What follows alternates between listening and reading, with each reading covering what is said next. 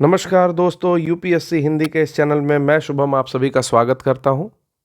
तो जैसा कि हम लोग मित्रों पढ़ रहे थे साइंस के लेक्चर में, और थंबनेल से आप समझ गए होंगे कि क्या है आज का सेशन। आज क्वेश्चन आंसर सेशन है, जो हमने न्यूट्रिशन या पोषण का चैप्टर किया है। अभी उसके से रिलेटेड जितने भी प्रश्न बनते हैं, जितने आ चुके हैं एग्जाम में विगत वर्षों में, जो भी प्रीवियस ईयर क्वेश्चन है वो हम लोग यहाँ पर करेंगे। और कोशिश करेंगे कि ऐसी सारी चीज़ें जो मैंने क्लास के दौरान नहीं ली, जो मेरे वीडियोस में नहीं है, वो भी यहाँ पर इंक्लूड कर लिया जाए। ठीक है, चूँकि ये क्वेश्चन आंसर सेशन है तो लगभग मैंने 100 क्वेश्चंस को थ्योरी फॉर्म में कन्वर्ट करके जल्दी से जल्दी इसको बताने का प्रयास किया है। और आशा करता हूँ कि आपको ये जो लेक्चर सीरीज़ है उसका क्वेश्चन आंसर सेशन तो एटलीस्ट बहुत ही लाभ करेगा। अगर आपकी बेसिक्स क्लियर है तो आप केवल क्वेश्चन आंसर सेशन करिए, उसके साथ ही साथ इस लेक्चर सीरीज़ को ज़्यादा से ज़्यादा शेयर करिए, कुछ सब्सक्राइबर्स बढ़वाइए मेरे नाम पर भी। और एक बात और बता देना चाहता हूँ कि जो भी हमारे मित्र हैं जो कि टेस्ट सीरीज़ ज्वाइन करना चाहते हैं, वो हमारे टेलीग्राम चैनल यूपीएससी हिंदी को ज्वाइन करें, और उस पर टेस्ट सीरीज़ की डिटेल्स दी हुई हैं। उसके साथ साथ डिस्क्रिप्शन बॉक्स में भी 8840 करके एक नंबर है जिस पर आप कांटेक्ट कर सकते हैं और हमारी टेस्ट सीरीज़ ज्वाइन कर सकते हैं। तो चलिए शुरू करते हैं। पहला प्रश्न है प्रोबायोटिक्स से रिलेटेड। प्रोबायोटिक्स से रिलेटेड ये प्रश्न 2008 के यूपीएससी परीक्षा में पूछा गया था। इसके तथ्यों को ही मैंने थ्योरी फॉर्म में कन्वर्ट कर लिया है कि खाद्य में जो भी हम खाते हैं उसमें सजीव जीवाणु अगर विद्यमान होते हैं, यानी कि लिविंग बैक्टीरियाज अगर हैं, तो मानव के लिए लाभकारी होते हैं, पहला है। और दूसरा है कि प्रोबायोटिक जो होता है वो हमारी आंत फ्लोरा को, यानी कि इंटेस्टाइनल फ्लोरा को, उसके अनुरक्षण में सहायता करता है। ठीक है ना, तो ये जो दोनों फैक्टर है ये बिल्कुल सही है। अब जानते हैं प्रोबायोटिक्स है क्या। प्रोबायोटिक्स कुछ ऐसी चीज़ें हैं जो हम लोग अपने डेली लाइफ में खाते रहते हैं, बट पता नहीं है कि उन्हें प्रोबायोटिक्स कहा जाता है। जैसे योगर्ट करके एक आता है, कभी आप आइसक्रीम के शॉप पर जाएंगे और उससे कहेंगे कि योगर्ट है, तो वो आपको योगर्ट दे देगा। ठीक, ये आप इंटरनेट पर सर्च करके देख सकते हैं। योगर्ट आइसक्रीम की तरह मीठा सा लगने वाला एक चिकना चिकना दूध का पदार्थ है, ठीक ना, दही का पदार्थ मेनली कह लीजिए, जो दूध से ही निर्मित होता है। उसके अलावा जैसे लस्सी जो होता है, उसके बाद खट्टा आटा, इसको सोर फ्लोर कहते हैं। ठीक है, ये मैंने हिंदी में खट्टा आटा लिख दिया है। बेसिकली ये जो आटा होता है वो खमीर उठा हुआ आटा होता है, यानी कि उसमें ईस्ट का फॉर्मेशन होता है। फिर एक आता है एप्पल साइडर विनेगर। ठीक है, एप्पल साइडर विनेगर भी आप इंटरनेट पर सर्च करके देख लीजिए। सिरका की एक प्रजाति है जो कि आपकी एप्पल या सेब से बनती है। ठीक, इसी के साथ एक आता है केफीर, सॉरी केफीर।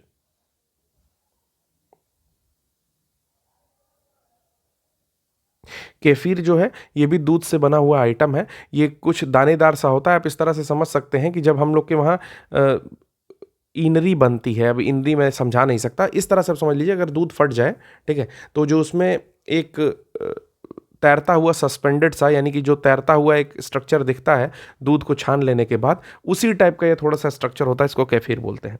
तो ये सब प्रोबायोटिक्स है, यानी कि इसमें जो जीवाणु होते हैं वो जीवित होते हैं, और हमारे आपके इंटेस्टाइन में, आंत में जाने पर ये पेट के लिए बहुत ही अच्छे होते हैं। ठीक है ना, आप योगर्ट खा सकते हैं। आप इसको किसी भी आइसक्रीम की शॉप पर गर्मी आने पर मांग लीजिएगा, मिल जाएगा आपको। चलिए अगला प्रश्न करते हैं।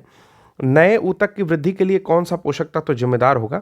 तो कोई भी नया ऊतक है, यानी कि न्यू टिश्यू फॉर्मेशन हो रही है, ठीक है ना, उसकी ग्रोथ हो रही है या फॉर्मेशन हो रही है, टूट फूट हो रही है, तो उसके लिए जो पोषक तत्व यानी कि न्यूट्रिएंट जिम्मेदार होगा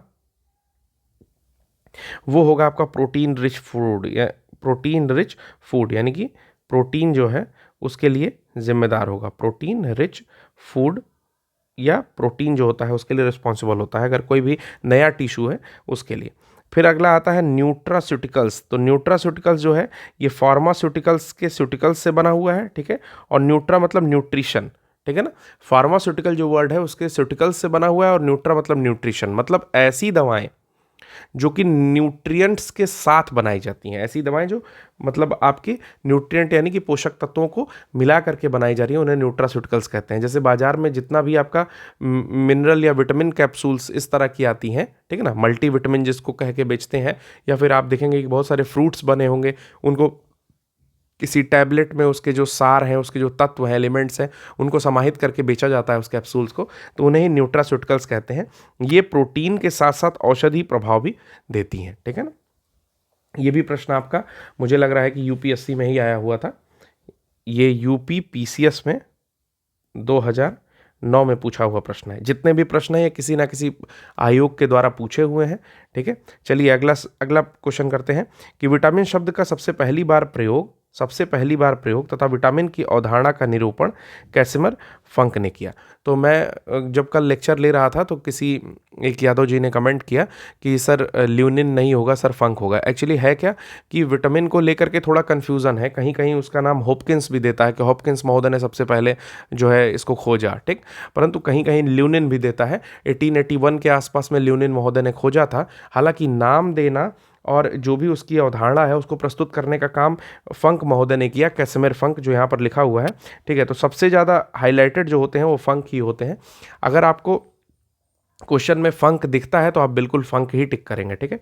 तो चलिए, सबसे पहली बार जो प्रयोग और उसकी अवधारणा है वो कैसिमर फंक महोदय ने दी है। इसके अलावा हम जान जाते हैं कि इसके खोजकर्ता कौन है। तो विटामिन के खोजकर्ता हम हॉपकिंस और नामकरण फंक, ठीक। विटामिन ए के खोजकर्ता है मैकुलन, इस पर भी एक बार क्वेश्चन पूछ चुका है, ठीक है। उसके बाद आपका आता है नेक्स्ट क्वेश्चन मतलब नेक्स्ट इसमें आता है ये आता है विटामिन बी के भी मैकुलन ही है, ठीक। बेसिकली ये मैकुलन नहीं है, मैकुलन है, ओके। मैकुलन नहीं है, ये मैकुलन है।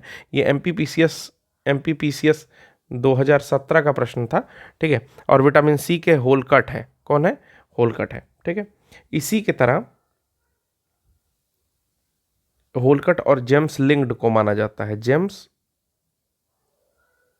लिंड को माना जाता है, ठीक। परंतु विटामिन डी जो इसमें नहीं लिखा है, विटामिन डी के जो खोजकर्ता हैं उनका नाम हॉपकिंस ही दिया जाता है। चलिए अगला देखते हैं, विटामिन्स को क्या कहते हैं? विटामिन्स को सहायक आहार भी कहते हैं, ठीक ना। सपोर्टिव डाइट, सपोर्टिव डाइट, ठीक ना, सपोर्टिव डाइट भी कहते हैं। इस विचार को सबसे पहले गोलैंड हॉपकिंस ने प्रस्तुत किया था। चलिए अगला प्रश्न देखते हैं, दीर्घ मात्रिक पोषक तत्व। तो मैंने आपको बताया था कि मैक्रो न्यूट्रिएंट्स और माइक्रो न्यूट्रिएंट्स, तो ये क्वेश्चन उसी से, आप वो लेक्चर पीछे जाकर के देख लीजिएगा। उसमें है कि पोटेशियम, सोडियम, जो भी बड़े होते हैं, पोटेशियम हो गया, सोडियम हो गया, मैग्नीशियम हो गया, कैल्शियम हो गया, ये जो है इसको दीर्घ मात्रिक पोषक तत्व कहते हैं, जो हमारे शरीर में मतलब ज़्यादा मात्रा में इनकी ज़रूरत है, ठीक है। तो इनको दीर्घ मात्रिक पोषक तत्व कहते हैं। ये हमने अपने लेक्चर्स में किया था, मैं एक बार फिर रिवाइज कर दे रहा हूँ कि आप लेक्चर सीरीज़ में जो लेक्चर है इसके पीछे वाला, ठीक है, जो न्यूट्रिएंट का पहला लेक्चर होगा आई थिंक, या दूसरा लेक्चर, आप देख लीजिएगा। उसमें से आप सर्च कर लेंगे तो आपको दीर्घ मात्रिक जो भी न्यूट्रिएंट्स हैं वो आपको उसमें मिल जाएंगे।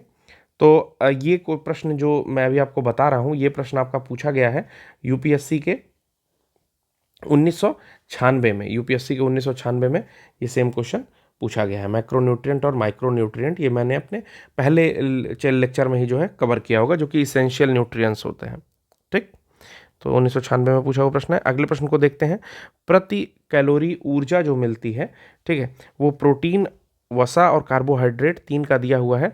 तो वसा में आपकी सबसे ज़्यादा ऊर्जा मिलती है, 9.3 कैलोरी के आसपास इसमें ऊर्जा मिलती है, ठीक है। 9.3 किलो कैलोरी ऊर्जा मिलती है 1 मोल अणु के पाचन से। और प्रोटीन का मैंने बताया था कि 4.2 किलो कैलोरी मिलती है, ठीक है ना। तो ये चीज़ भी जो है ये याद करने वाली चीज़ है, याद रखने वाली चीज़ है, आप बिल्कुल इसको माइंड में रखें। इससे भी प्रश्न पूछे जाते हैं, ठीक है ना। और 4 के आसपास ही कार्बोहाइड्रेट की भी होती है, ठीक। नेक्स्ट आता है एंटीऑक्सीडेंट। एंटीऑक्सीडेंट क्या होता है पहले ये समझते हैं।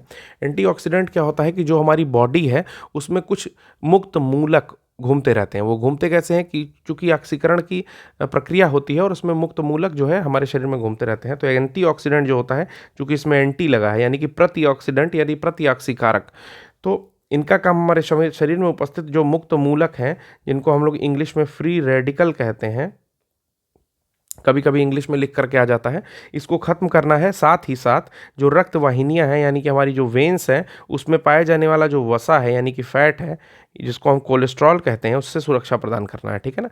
एंटीऑक्सीडेंट तो आपके 2 काम कर दिए कि क्या किया इन्होंने कि मुक्त मूलक जो है उसको ख़त्म करना है, और उसके साथ ही कोलेस्ट्रॉल जो है उससे सुरक्षा प्रदान कर रहा है। अब हमारा एक फ्रूट है सेब, एप्पल। एप्पल क्या है? एप्पल जो है हमारे बॉडी में ये रिच सोर्स ऑफ पोटेशियम है, ठीक है ना। इसमें पोटेशियम अधिक मात्रा में पाया जाता है। साथ ही साथ इसमें जो आपके एंटीऑक्सीडेंट होते हैं वो क्या करते हैं? फ्री रेडिकल को नष्ट करते हैं, ठीक है ना। फ्री रेडिकल को नष्ट करते हैं। तो जो भी हार्ट के पेशेंट होते हैं उनको सेब खाना चाहिए। क्यों? क्योंकि जो विटामिन के है ये हृदय गति को नियंत्रित रखने के लिए बहुत ज़्यादा रिस्पॉन्सिबल है। नेक्स्ट आता है ऑक्सीकरण। क्या पूरी प्रोसेस है समझिए। ऑक्सीकरण एक रासायनिक प्रक्रिया है, केमिकल प्रोसेस, जिसमें इलेक्ट्रॉनों का स्थानांतरण किसी पदार्थ से ऑक्सीकारक एजेंट में होता है। जो ऑक्सीडाइजिंग एजेंट में होते हैं उसमें इलेक्ट्रॉन ट्रांसफर होता है और ऑक्सीकरण अभिक्रिया के फलस्वरूप मुक्त मूलक उत्पन्न होते हैं। और जब ऑक्सीडेशन होगा तो आपके फ्री रेडिकल जो होंगे वो क्या होंगे? उत्पन्न होंगे। उसके द्वारा क्या होगा कि कोशिकाओं को क्षति पहुंचाने वाली श्रृंखला अभिक्रिया एक शुरू हो जाती है, ठीक ना। एक ऐसी चेन रिएक्शन स्टार्ट होती है विच हर्ट और which harm the cells of the human body, जो कि मानव के सेल्स को जो है हार्म पहुंचाती है, क्षति पहुंचाती है। अब प्रतिऑक्सीकारक या एंटीऑक्सीडेंट क्या करते हैं? ये पदार्थ स्वयं ऑक्सीकृत हो जाते हैं, ये सेल्फ ऑक्सीडाइज्ड होते हैं और मुक्त मूलकों को निष्क्रिय कर देते हैं, यानी कि मुक्त मूलकों को डिस्ट्रॉय कर रहे हैं एक तरह से, या डॉर्मेंट स्टेट में ले आ दे रहे हैं, ठीक ना। और कोशिकाओं में होने वाली जो श्रृंखला अभिक्रिया है उसको रोक देते हैं। चलिए, आशा करता हूं आपको समझ में आया होगा। नेक्स्ट देखते हैं विटामिन ए से होने वाला जो रोग है। यहां पर सारे रोग एक साथ लिखे हुए हैं। विटामिन ए से होने वाला रोग है रतौंधी या जीरोप्थैल्मिया, ठीक है ना। PTHALMI, ठीक है। जीरोप्थैल्मिया रोग होता है। विटामिन B1 से होता है बेरी, जो कि मैंने अपने लेक्चर में कवर किया है, इस पर बहुत ज़्यादा फोकस नहीं करूंगा। विटामिन B2 में होता है, B2 से होता है कीलोसिस, ठीक। विटामिन B3 से होता है पेलाग्रा। विटामिन B5 से होता है सफ़ेद बाल और skin disease, white hair and skin disease, ठीक है। विटामिन B6 से होता है पेशीय ऐंठन और एनीमिया। पेशीय ऐंठन मैंने उस दिन बताया था, कहा था टिटैनी कंडीशन, टांस लगना मैं बोल रहा था, उसी को पेशीय ऐंठन लिखा हुआ है। उसके साथ साथ एनीमिया भी होता है। B9 की कमी यानी कि फोलिक एसिड से भी एनीमिया होता है, ठीक है ना।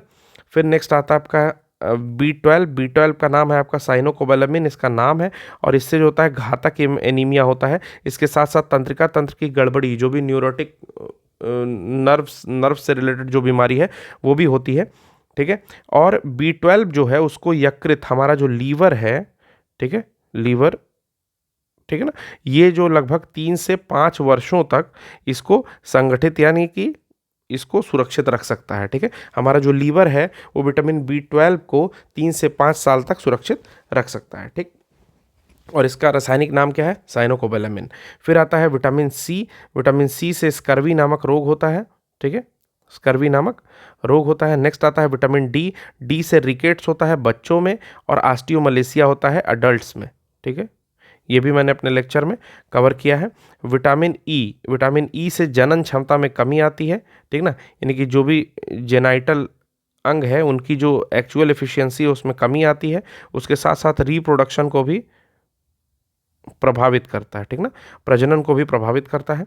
विटामिन के जो है वो चोट पर थक्का ना जमने टाइप का है, इनकी एंटी कोगुलेशन हो जाता है, थक्का नहीं जमता है। क्यों नहीं जमता है? मैंने बताया था कि थ्रोम्बिन, प्रोथ्रोम्बिन और उसके साथ साथ दो और जो फाइब्रिन और फाइब्रिनोजन होते हैं, फाइब्रिन और फाइब्रिनोजन का निर्माण नहीं हो पाता है विटामिन के कारण, तो ये थक्का नहीं जमता है, ब्लड क्लॉट नहीं होता है। फिर विटामिन एच आता है। विटामिन एच को ही आपका B7 भी कहते हैं, ठीक है ना, इसका नाम है बायोटिन। विटामिन एच या विटामिन B7 एक ही है, यानी कि विटामिन एच जो होता है वो B कॉम्प्लेक्स का ही पार्ट है, ठीक है ना, B कॉम्प्लेक्स का ही पार्ट है। ये स्किन, नाखून के लिए बहुत महत्वपूर्ण है, हमारी त्वचा और नाखूनों के लिए, हमारे बालों के लिए बहुत महत्वपूर्ण है। अगला है कि मिर्च में कौन सी विटामिन पाई जाती है? तो विटामिन सी पाई जाती है। किसी भी चिली में विटामिन सी पाई जाती है, ठीक ना। ठीक। विटामिन सी पाई जाती है, उसके अलावा भी विटामिन पाई जाती हैं, बट विटामिन सी सबसे ज़्यादा पाई जाती है। ठीक। विटामिन सी के ऊपर अब थोड़ा सा फोकस करते हैं। विटामिन सी का जो मुख्य स्रोत है वो कच्चे, रसेदार तथा ताजे फल हैं। ठीक है ना, कच्चे फल हैं जैसे आंवला हो गया, नींबू हो गया, इस तरह की चीज़ें, मौसमी हो गया, ऑरेंज हो गया मतलब संतरा हो गया। ठीक। और ताजे फल हैं। ठीक। एस्कॉर्बिक एसिड इसका नाम होता है, एस्कॉर्बिक, एस्कॉर्बिक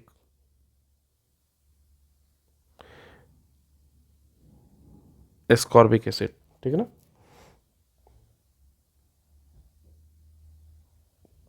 एस्कॉर्बिक एसिड इसका नाम होता है। फिर इसका जो उत्तम स्रोत है वो है आंवला। ठीक है ना, आंवला जो है इसका उत्तम स्रोत है। फिर इसका कार्य जो है ऊतक में, यानी कि जो हमारी टिश्यू होती हैं उनकी कोशिकाओं को परस्पर बांधे रखने वाले जो कोश के पदार्थ के मैट्रिक्स होते हैं, जो मैंने बताया था कि जो तरल टाइप का एक मैट्रिक्स होता है, इसमें कोशिकाएं जो है अपना पड़ी होती हैं। ठीक। या कोलेजन तंतु होते हैं, और दांतों के जो डेंटिन होते हैं उसके निर्माण प्रक्रिया को सामान्य अवस्था में रखता है। ठीक है ना, यानी कि जो आपके मैट्रिक्स हैं ये, या कोलेजन तंतु जो हैं वो, या फिर धातु के जो डेंटिन है या डेंटाइन बोलिए उसको जो है उनका जो प्रोसेस है, यानी कि बनने का जो प्रोसेस है, निर्माण प्रक्रिया है, या उनका रख रखाव जो है, ठीक है, मेंटेनेंस जो है, उसको ये सामान्य अवस्था में रखने का काम करता है। इसके साथ ही घाव भरने में सहायक विटामिन कौन सा है, वो भी विटामिन सी है। उसके साथ क्या करता है, यह लौह के अवशोषण में मदद करता है। यानी कि अगर आपसे प्रश्न पूछा जाएगा कि कौन सा विटामिन है जो कि लौह के अवशोषण या एब्जॉर्प्शन ऑफ आयरन को हेल्प करता है, तो वो विटामिन सी है। ये ऐसा विटामिन है जो हमारे शरीर में रुकता नहीं है, जबकि मूत्र के साथ जब हम यूरिन निकालते हैं, यानी कि टॉयलेट करते हैं, तो ये विटामिन जो है शरीर में संचित नहीं होता और बाहर निकल जाता है। ठीक। अब आते हैं नेक्स्ट, विटामिन के की कमी से खून का थक्का देर से बनता है, जो कि मैंने बताया कि थ्रोम्बिन या प्रोथ्रोम्बिन के कारण अगर ये सीक्रेट नहीं होगा तो ना आपका फाइब्रिन बनेगा और ना फाइब्रिनोजन बनेगा। तो जब वो नहीं बनेगा तो आरबीसी आपकी फ्लोट कर जाएगी। इसके विषय में ज़्यादा देखने के लिए आप मेरे लेक्चर सीरीज़ के पोषण के, यानी कि न्यूट्रिशन के दूसरे या तीसरे लेक्चर को देख सकते हैं, मैंने दोनों में एक्सप्लेन किया है। उसके साथ ही अगला देखते हैं, उसको रुधिर स्राव रोधी विटामिन कहते हैं। विटामिन के को रुधिर स्राव रोधी विटामिन कहते हैं, यानी कि एंटी ब्लड स्राव को क्या बोलेंगे, सिक्रेशन, एससीसी। ठीक।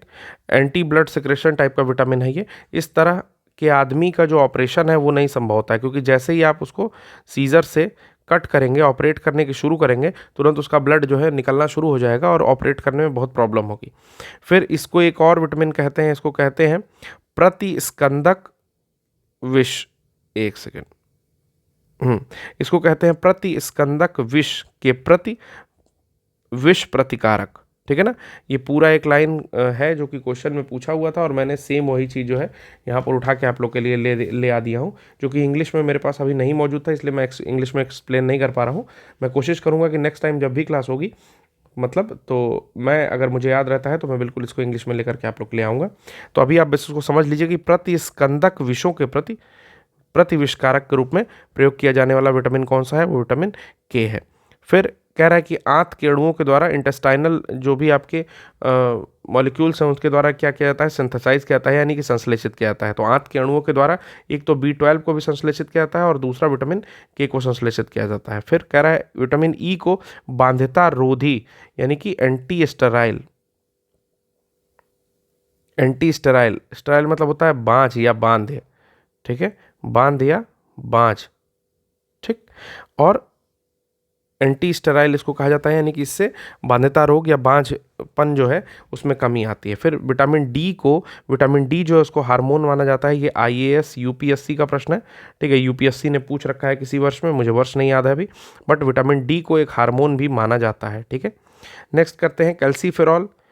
विटामिन डी का नाम होता है जिसको कोले कैल्सीफेरॉल और एर्गो कैल्सीफेरॉल में ERGO, एर्गो मतलब ये ऊर्जा से संबंधित है। ठीक है ना, कोले कैल्सीफेरॉल और एर्गो कैल्सीफेरॉल में दो भाग में बांटते हैं। ये जो एर्गो कैल्सीफेरॉल है इसको विटामिन D2 कहते हैं। विटामिन D2 जो है एर्गो कैल्सीफेरॉल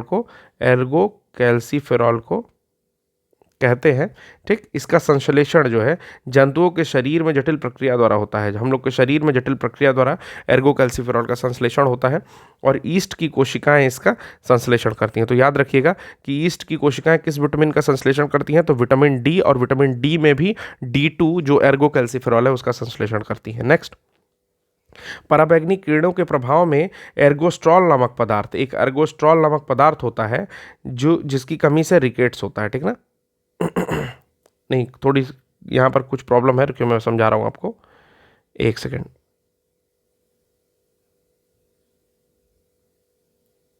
ठीक, देखिए ये दोनों चीजें अलग हैं। देखिए, हाँ, आइए, कह रहा है कि इसका संश्लेषण जंतु के शरीर में जटिल प्रक्रिया द्वारा होता है। ईस्ट कोशिकाएं इसका संश्लेषण करती हैं। ठीक, कैसे करती हैं? पराबैंगनी किरणों के प्रभाव में यूवी रेडिएशन जो आती हैं उसमें एर्गोस्ट्रॉल नामक पदार्थ जो है, ठीक ना, उसका संश्लेषण हो रहा है। ठीक, इसी ईस्ट की कोशिकाएं किसका संश्लेषण कर रही हैं? यूवी रेज की उपस्थिति में एर्गोस्ट्रॉल नामक पदार्थ जो हमारे शरीर में पाया जाता होगा उसका संश्लेषण करती हैं। ठीक, और इसी की कमी से, D2 की कमी से क्या होता है? रिकेट्स होता है, यानी कि एर्गोकैल्सिफेरॉल की कमी से हमें रिकेट्स हो रहा है। ठीक, नेक्स्ट आ रहा है, विटामिन ए का प्रमुख कार्य विजुअल पिगमेंट यानी कि रोडोडॉप्सिन के संश्लेषण में भाग लेना है। विटामिन ए का जो प्रमुख कार्य है वो विजुअल पिगमेंट यानी कि रोडोडॉप्सिन, विजुअल पिगमेंट रोडोडॉप्सिन,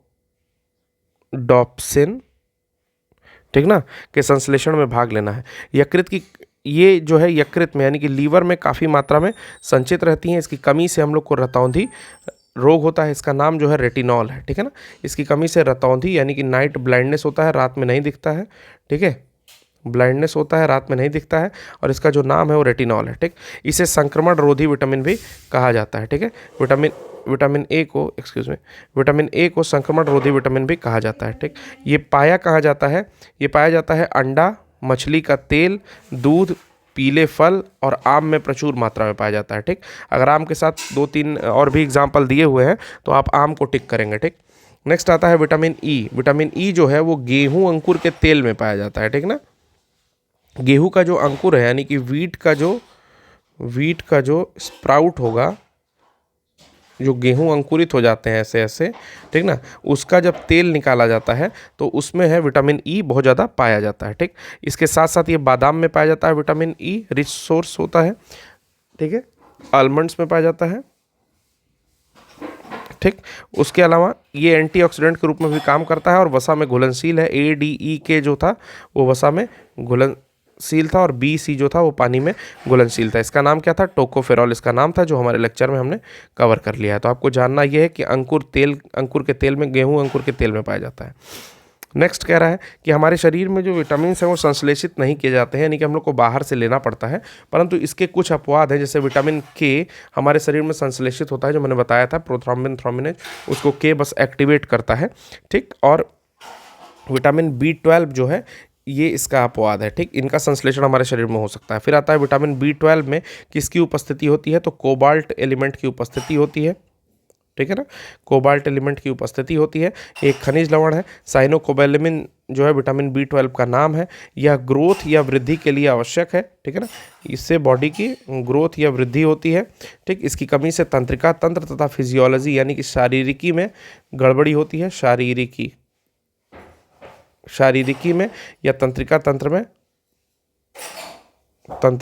में गड़बड़ी होती है। ठीक, यह कहाँ पाया जाता है? मांस, मछली, यकृत, दूध, पनीर में पाया जाता है।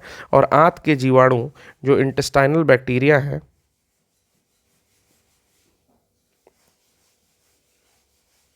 इसका संश्लेषण करते हैं। चलिए, अगला है कि किसी स्वप्न को पर्याप्त वक्त तक याद रखने में कौन सा विटामिन सहायक है? तो मैंने इसको बताया था कि B6। अगर आपको सपने सुबह तक भूल जाते हैं तो मतलब B6 की कमी है। चलिए अगला देखते हैं, सुखंडी। एक वर्ड लिखा है सुखंडी, तो सुखंडी कुछ और नहीं है, रिकेट्स का हिंदी लिख दिया है। ठीक है, रिकेट्स जो रोग है उसी का हिंदी लिख दिया है सुखंडी। ये UP RO में आई थिंक पूछा हुआ प्रश्न था, ARO का प्रश्न है ये। ठीक है, तो कुछ भी पूछ देते हैं। तो सुखंडी रोग जो है विटामिन D से होगा। ठीक है, और स्कर्वी रोग में क्या होता है? मसूड़ों से यानी कि गम्स से, ठीक, खून आता है, ठीक है ना, और विटामिन सी के कारण स्कर्वी रोग होता है। फिर कह रहा है केला जो है वो इंस्टेंट एनर्जी सोर्स है। केला जो है वो उसमें इंस्टेंट एनर्जी सोर्स है, भरपूर मात्रा में एनर्जी होती है। इसके 100 ग्राम में 116 किलो कैलोरी ऊर्जा होती है और ये म्यूजेसी कुल का है, म्यूजेसी कुल का है। जब मैं पढ़ा रहा था आवृत बीजीय अनावृत, उसमें जब मैं पढ़ा रहा था एक बीजपत्री द्विबीजपत्री, तो मैंने इसका नाम लिया था। तो म्यूजेसी कुल का एक बार लेक्चर जा करके आप देख लीजिएगा। तो केला जो है वो खाते हैं 100 ग्राम्स में 116 किलो कैलोरी ऊर्जा मुक्त करता है, ठीक है, इंस्टेंट एनर्जी सोर्स है।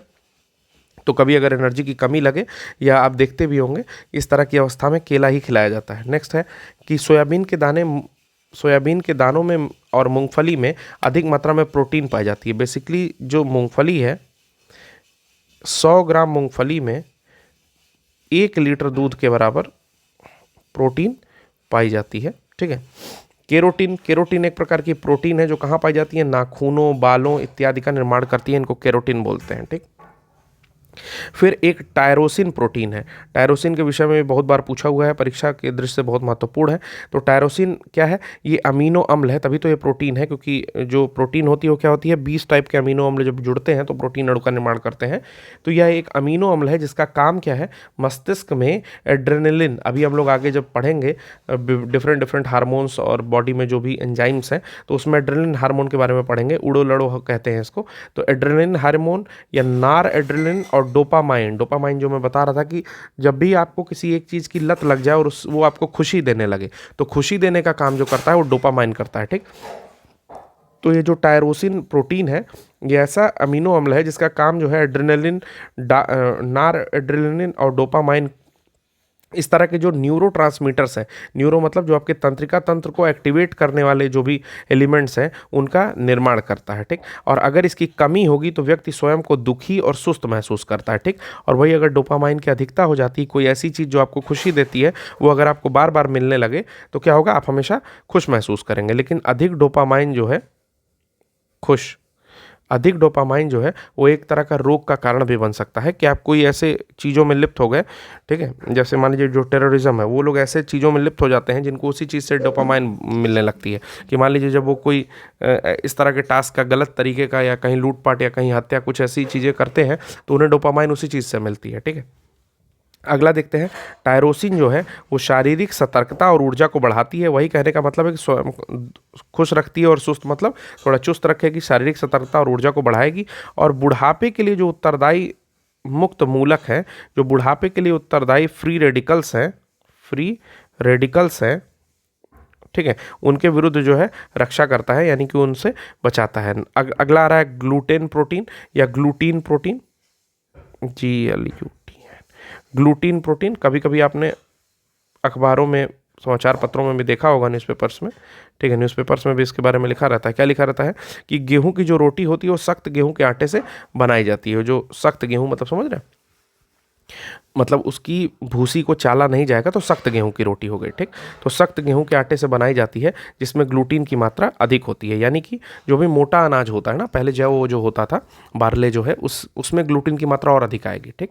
जो गेहूं है अगर वो छिलके वाले गेहूं से बन रहा है, यानी कि मैदा से नहीं बन रहा है, आप समझ रहे हैं ना मैदा क्या है, जैसे गेहूं को चाल के हम लोग अगर बनाते हैं उसको अलग करके जो भी उसका बोलते हैं, ठीक है ना, तो वो जो होगा वो आपका शक्तिभोग टाइप आटा हो जाएगा। शक्तिभोग टाइप मतलब बहुत मुलायम टाइप का आटा हो गया, ठीक। उसमें ग्लूटीन की मात्रा कम हो जाती है, ठीक। तो हमेशा याद रखिए कि ग्लूटीन की मात्रा अधिक रहेगी तो बॉडी में मतलब ये ज़्यादा लाभ करेगा ग्लूटीन प्रोटीन। नेक्स्ट कह रहा है, 1 गिलास पानी पीने से कितनी एनर्जी मिलती है, तो घंटा एनर्जी मिलती है। कोई एनर्जी नहीं मिलती है पानी पीने से, ठीक है। हालांकि ये है कि पानी बहुत सारे मेटाबॉलिज्म को एक्टिवेट करता है, परंतु एनर्जी का सोर्स पानी नहीं है। पानी पीने से एनर्जी जो है वो नहीं मिलती है, ठीक। शून्य एनर्जी है, ठीक है, या ज़ीरो एनर्जी, ठीक। अगला कह रहा है कि कसरत से शरीर किसके द्वारा बनेगी, तो आपको मैंने पहले भी बताया है कि मसल टूटेगी फूटेगी, इसके लिए आपको प्रोटीन की ज़रूरत होगी, ठीक, प्रोटीन की ज़रूरत होगी। लेकिन अगर लंबे समय तक कसरत करना चाहते हैं तो कार्बोहाइड्रेट की ज़रूरत होगी, क्योंकि इसमें ऊर्जा का सबसे ज़्यादा नहीं, वसा में सबसे ज़्यादा होता है, बट ऊर्जा जो है ज़्यादा होती है, इसलिए कार्बोहाइड्रेट ज़्यादा इंपॉर्टेंट होगा, ठीक। नेक्स्ट हम लोग देखते हैं फास्फोरस का काम। फास्फोरस क्या करता है कि मनुष्य के शरीर में जो भी अम्ल है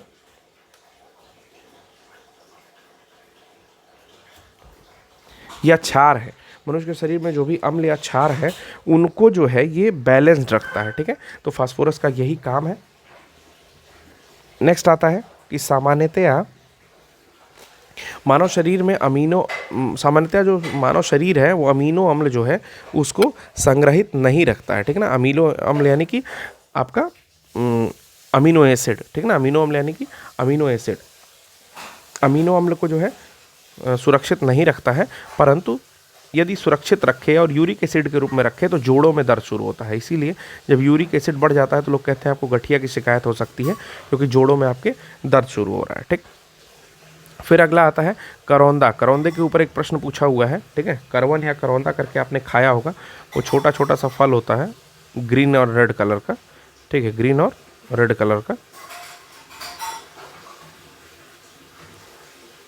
ठीक है। खट्टा खट्टा सा लगता है और इसमें से दूध भी निकलता है, ठीक। तो ये क्या है, इसमें बहुत ज़्यादा आयरन पाया जाता है करौंदा में। उसके साथ साथ स्पिनच या पालक में पाया जाता है और हरी सब्जियों यानी कि ग्रीन वेजीज में पाया जाता है। ग्रीन वेजिटेबल्स या ग्रीन वेजीज में पाया जाता है, क्या पाया जाता है, आयरन पाया जाता है। फिर नेक्स्ट कह रहा है कि कैल्शियम, पोटेशियम, सोडियम तथा लौह का उपयोग शरीर में पेशियों के संकुचन के लिए आवश्यक है। यानी कि अगर आपके हार्ट को किसी चीज़ की ज़रूरत है तो किसकी ज़रूरत है, कैल्शियम की ज़रूरत है, सबसे ज़्यादा पोटेशियम की ज़रूरत है, उसके बाद सोडियम की ज़रूरत है, ठीक है, उसके बाद आयरन की ज़रूरत है। समझिएगा, पोटेशियम और सोडियम की सबसे ज़्यादा ज़रूरत है। इसीलिए जो हम लोग नमक खाते हैं, नमक ना खाने से आपका सोडियम और पोटेशियम लो हो जाता है। इसीलिए कहता है सेंधा नमक खाइए, क्योंकि उसमें पोटेशियम की भी मात्रा होती है, ठीक है। पहले के समय में हम लोग सेंधा नमक ही खाते थे, बट अब जो है वो हम लोग समुद्री नमक बहुत टाइम से खा रहे हैं, पिछले 30-40 साल से। लेकिन पहले जो है सेंधा नमक और काला नमक ही प्रयोग में आता था, ठीक है, क्योंकि उसमें पोटेशियम भी होता है जो आपके हार्ट के लिए बहुत ज़्यादा पेशियों के संकुचन यानी कि कॉन्ट्रैक्शन ऑफ द मसल्स के लिए ज़रूरी है। तो जो कॉन्ट्रैक्शन और एक्सपेंशन टाइप की प्रोसेस होती है वो आपका कहाँ होती है, वो आपके हार्ट में होती है, ठीक। फिर आता है कि पालक के पत्तों में हीमोग्लोबिन पाया जाता है, यानी कि आयरन पाया जाता है, तो वही हीमोग्लोबिन का कारण बनता है, ठीक है। बेसिकली आयरन पाया जाता है जो हीमोग्लोबिन का कारण बनता है। उसके साथ साथ साइटोक्रोम एंजाइम भी पाया जाता है, इसके साथ साथ साइटोक्रोम एंजाइम भी पाया जाता है। तो कहीं अगर ऑप्शन में साइटोक्रोम लिखा हुआ होगा तो पालक में आप साइटोक्रोम बिल्कुल टिक कर दीजिएगा। उसके साथ ही हरी सब्जियों में भी साइटोक्रोम पाया जाता है और इसकी कमी से आपकी बॉडी एनेमिक होती है, एनीमिया रोग होता है, ठीक। नेक्स्ट आ रहा है कि बासमती चावल जो होता है इसमें एमाइलेज और एमाइलोपेक्टिन पाया जाता है, इसमें एमाइलेज और एमाइलोपेक्टिन पाया जाता है। तो जो लंबे चावल होते हैं, यानी कि जो बासमती चावल पकाने पर लंबे हो जाते हैं, उसमें एमाइलेज की मात्रा अधिक होती है, और जो छोटे चावल होते हैं, ठीक है, उनमें एमाइलोपेक्टिन की मात्रा अधिक होती है। वही यहाँ पर लिखा हुआ है कि यही कारण है कि पकाने पर बासमती चावल लंबे हो जाते हैं, ठीक है, एमाइलेज के कारण, ठीक। और परंतु मध्यम और छोटे दाने वाले चावल जो होते हैं उसमें एमाइलोपेक्टिन की मात्रा अधिक होती है। नेक्स्ट लैक्टोज जो है वो दूध में पाया जाने वाला प्राकृतिक शर्करा है, प्राकृतिक शर्करा है, ठीक। प्राकृतिक शर्करा है जो डाइसैकेराइड्स का पार्ट है। जब मैं डाइसैकेराइड आपको पढ़ा रहा था, ठीक है, तो उसमें मैंने लैक्टोज पढ़ाया था। अब जाके अगर लेक्चर आपने नहीं देखा है तो बिल्कुल समझ लीजिए लैक्टोज क्या होता है। और लैक्टोज में मैंने बताया था कि दो अणु होते हैं, होता है ग्लूकोज और होता है गैलेक्टोज, ठीक है ना। तो वहीं यहाँ पर लिखा हुआ है कि जो ग्लूकोज, गैलेक्टोज और ग्लूकोज से उत्पन्न होती है और हल्की मिठास देती है, ठीक। फिर आता है दूध का दही में परिवर्तन क्या है, एक तरह का फर्मेंटेशन है, ठीक है ना, एक तरह का ईस्ट फॉर्मेशन या फर्मेंटेशन है, किण्वन का प्रोसेस है। इसमें होता क्या है कि लैक्टोबैसिलस जो जीवाणु है उसी के कारण ये होता है, ठीक है ना। लैक्टोबैसिलस जीवाणु के कारण ये होता है। ये पाया कहाँ जाता है, हमारे शरीर के पाचक नाल में भी ये पाया जाता है, ठीक है ना। ये क्या करता है कि मिल्क शुगर को, जो मिल्क शुगर होती है उसको लैक्टिक एसिड में बदल देता है। जो मिठास होती है आपके दूध में, मिल्क शुगर को ये लैक्टिक एसिड में बदल देता है। इसी कारण दूध जो है वो खट्टा हो जाता है, और खट्टा दूध है उसको बोलते हैं फट गया दूध, ठीक है। इसका अर्थ है कि दूध से दही बनना, छाछ, पनीर इत्यादि सभी लैक्टोबैसिलस जीवाणु के द्वारा बनाया जाता है। यानी कि लैक्टोबैसिलस एक क्या है, हम लोग के लिए, मानव के लिए मित्र टाइप का जीवाणु है, यानी कि गुड है, ठीक है ना, गुड बैक्टीरिया। नेक्स्ट आता है, नेक्स्ट है हम लोग का गाय का दूध जो होता है हल्के पीले रंग का होता है। क्यों पीले रंग का होता है, क्योंकि इसमें कैरोटीन पिगमेंट है, ठीक है, हाइड्रोकार्बन, जिसका फॉर्मूला यहाँ पर C40H56 है, इसकी उपस्थिति होती है। इसके साथ साथ इसमें कैसीन प्रोटीन पाया जाता है। तो गाय के दूध में पाया जाने वाला प्रोटीन कैसीन है, ठीक है, और गाय का दूध पीला होता है आपका कैरोटीन हाइड्रोकार्बन के कारण। नेक्स्ट कह रहा है कि गाय के दूध में औसत वसा की मात्रा, यानी कि जो फैट है, सॉल्युबल फैट, जो घुली हुई वसा की मात्रा है वो 3.5 से 4% तक होती है। मतलब टोटल दूध में जो भी दूध आप ले रहे हैं उसके 3.5 से 4% तक जो उसमें घुले हुए वसा की मात्रा होती है, जबकि भैंस के दूध में 7.2 होती है। मतलब कुल मिला के आप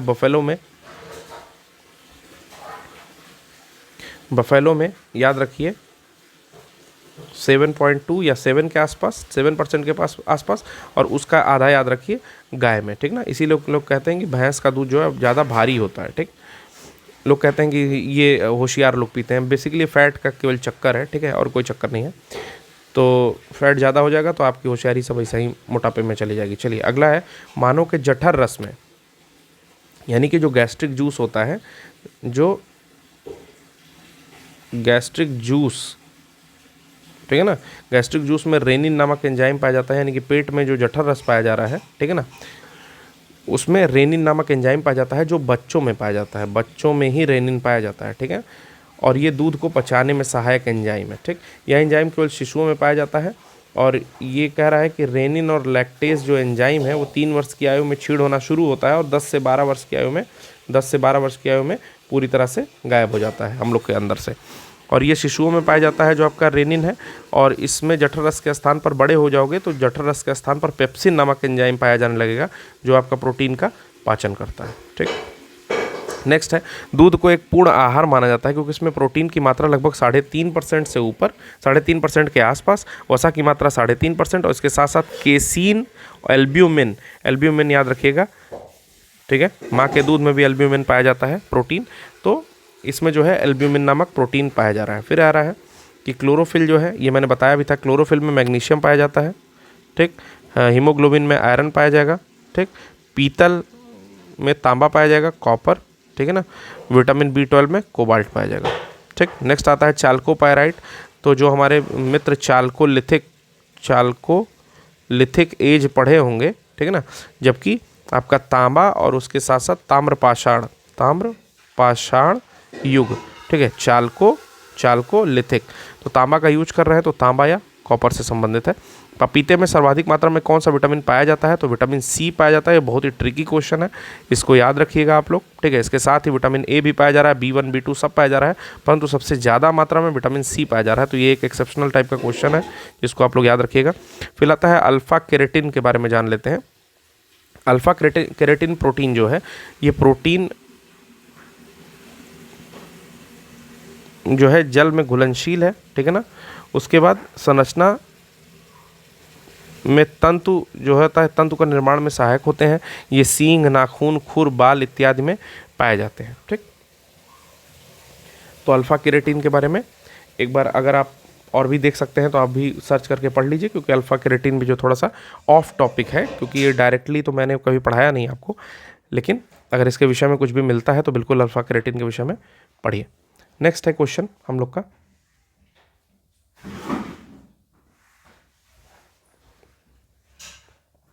ये देखिए, ये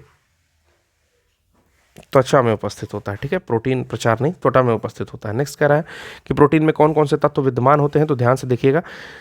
जो प्रोटीन होता है चूंकि वो अमीनो एसिड से मिल करके बनता है, तो इसमें हाइड्रोजन, नाइट्रोजन, ठीक है ना, ऑक्सीजन और कार्बन तो प्रेजेंट रहेंगे ही रहेंगे, ठीक है, क्योंकि अमीनो अम्ल से मिल करके बन रहा है। तो कार्बन, हाइड्रोजन, ऑक्सीजन, नाइट्रोजन तो प्रेजेंट रहेंगे ही रहेंगे। उसके साथ साथ गंधक, यानी कि आपका सल्फर, गंधक मतलब सल्फर, उसके बाद फास्फोरस, फिर आयोडीन और आयरन भी प्रेजेंट रहता है। फिर कह रहा है कि अवरक्त किरणें जो होती हैं, इंफ्रारेड रेज होती हैं, इंफ्रारेड जो रेज होती हैं उनका जो है प्रोटीन पर कोई असर नहीं पड़ता, यानी कि इंफ्रारेड अगर रेज पड़ती हैं प्रोटीन पर, ठीक है, तो प्रोटीन के अणुओं में कोई असर नहीं पड़ता है। फिर कह रहा है कि सामान्य महिला के लिए एक चार्ट दिया हुआ है जिससे क्वेश्चन पूछा हुआ है। जितना भी प्रश्न मैं बता रहा हूँ ये सारे प्रश्न आपको किसी ना किसी एग्जाम में आए हुए हैं, तो ध्यान से देखिए इसको। नेक्स्ट कह रहा है कि जो आपका सामान्य महिला के लिए रोजाना दैनिक दिनचर्या में है, कह रहा है कि 45 ग्राम प्रोटीन की प्रत्येक दिन जरूरत पड़ती है, और अगर वो फीडिंग करा रही है यानी कि दूध पिलाने वाली महिलाएं हैं तो उनको 70 ग्राम प्रोटीन की जरूरत पड़ती है। उसके साथ साथ 20 ग्राम वसा की जरूरत पड़ती है एक सामान्य महिला को, 400 मिलीग्राम कैल्शियम की और 30 मिलीग्राम आयरन की जरूरत पड़ती है। फिर कह रहा है कि माँ का दूध पीने वाले बच्चों में विशिष्ट लक्षण होते हैं, जैसे कि अगर कोई माँ का दूध पीता है तो क्या क्या उसमें लक्षण होते हैं, मतलब क्या क्या विशेषताएं होती हैं। वह कम मोटा होगा, ठीक है, मतलब फैट का जो परसेंटेज है वो कम होगा माँ के दूध में। उसमें रोग प्रतिरोधक क्षमता अधिक होती है। इसी को कहते हैं कि कुछ प्रतिरोधक क्षमता जो है एक्वायर्ड होती है और कुछ जो है वो नैसर्गिक होती है। तो एक्वायर्ड प्रतिरोधक क्षमता जो हम लोग को इंजेक्शन इत्यादि माध्यम से मिलती है, लेकिन कुछ जो नैसर्गिक है उसमें एक माँ का दूध भी है कि माँ का दूध हम लोग पी रहे हैं, ठीक है। हमारी आंत के अंदर जो एक म्यूकस होता है, नाक के जो म्यूकस होता है वो भी एक तरह का देता है, परंतु जो माँ का दूध पीते हैं उससे भी हम लोग की रोग प्रतिरोधक क्षमता बढ़ती है। फिर विटामिन और प्रोटीन भी अधिक मात्रा में मिलता है, ठीक। ट्रांस फैट के बारे में कुछ तथ्य देख लेते हैं। जो ट्रांस फैट होता है, ठीक है, ट्रांस फैट जो होता है, ठीक, बेसिकली ये यूपीएससी में आए हुए क्वेश्चन का एक सार है, ठीक है ना, यूपीएससी में पूछे हुए क्वेश्चन का एक सार है। क्या होता है कि हाइड्रोजनीकृत तेल नहीं होता है। पहला तो हाइड्रोलिसिस के थ्रू नहीं बनेगा, हाइड्रोजनीकृत नहीं है ये, ठीक ना। उसके बाद कह रहा है कि ये पशु द्वारा उत्पन्न वसा अथवा तेल नहीं होता है ट्रांस फैट, ठीक। और हृदय वाहिकाएं जो हम लोग की होती हैं उसको प्रभावित नहीं करता है, ठीक। तो ये 3 चीज़ें ट्रांस फैट के बारे में दी हुई हैं।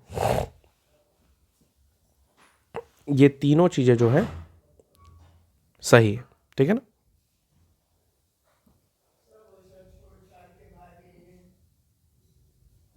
ठीक,